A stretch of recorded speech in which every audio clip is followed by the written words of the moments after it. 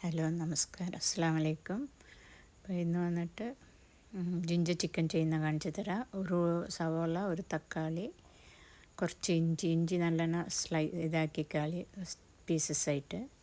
പിന്നെ ഒരു നോൺ സ്റ്റിക്കിൽ കുറച്ച് ഓയിൽ ഒഴിച്ചിട്ട് അത് ചൂടായതിൻ്റെ ശേഷം സവോള മുറിച്ചതിട്ടിട്ട് പിന്നെ അത് നല്ലോണം കുറച്ച് ഫ്രൈ ചെയ്ത് കളർ ചേഞ്ച് ആയതിൻ്റെ ശേഷം പിന്നെ തക്കാളി ഇടി നല്ലോണം അതും ഫ്രൈ ആയതിൻ്റെ ശേഷം ആ തക്കാളി ഇടുമ്പോഴേ ഇഞ്ചി ഇടണം കേട്ടോ. എന്നതൊന്ന് ആ തക്കാളീൻ്റെ ജ്യൂസിൽ ഇഞ്ചിൻ്റെ ആ ജ്യൂസും കലർന്നിട്ട് നല്ല വേകും. അതിന് വേണ്ടിയിട്ടാണ്. ഇപ്പോൾ ഉള്ളി നല്ലോണം വഴറ്റി കഴിഞ്ഞ് അതിൻ്റെ ശേഷം തക്കാളിയും ജിഞ്ചറും ഇടാം. പിന്നെ അത് ഫ്രൈ ചെയ്തതിൻ്റെ ശേഷം പിന്നെ ജിഞ്ചർ ഇങ്ങനെ ചെറിയ കഷ്ണം നീട്ടായിട്ട് വേണമെങ്കിൽ അങ്ങനെ ഇടാം. ഇത് നല്ല ചെറുതായിട്ടുണ്ടെങ്കിൽ നമുക്ക് കടിച്ചിട്ട് തിന്നാൻ പറ്റും. അല്ലെങ്കിൽ കുറച്ച് കടിക്കുമ്പോൾ കുറച്ച് ടേസ്റ്റ് ഇതറിയും.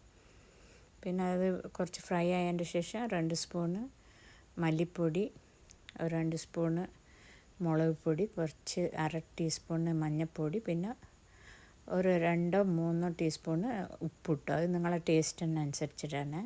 ഇത് കുറച്ചേ ഉള്ളൂ ചിക്കൻ, അതുകൊണ്ടിട്ട് അതിന് നോക്കിയിട്ടിട്ടാൽ മതി, ജാസ്തി ഇട്ടിടണ്ട.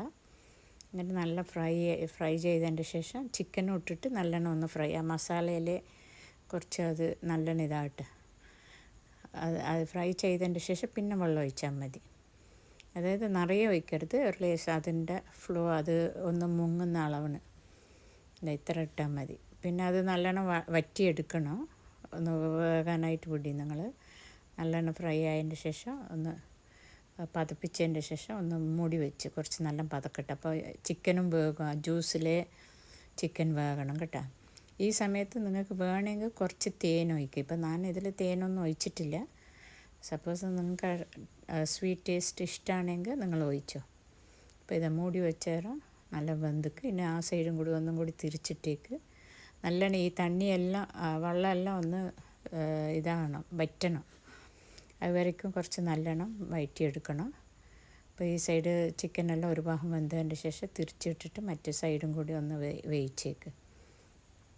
കാരണം ഫുൾ തണ്ണി ഇല്ലാതെ കൊണ്ടിട്ട് വെള്ളം കുറവായിട്ടുണ്ടാകൊണ്ടിട്ട് നിങ്ങൾക്ക് ഒരു സൈഡ് വേകാണ്ടും ആകും. അതുകൊണ്ടിട്ടാണ് പിന്നെ വേകാൻ പറ്റുന്നത്. അപ്പോൾ നല്ല വറ്റിച്ചെടുത്തരം ജിഞ്ചർ ചിക്കൻ റെഡി.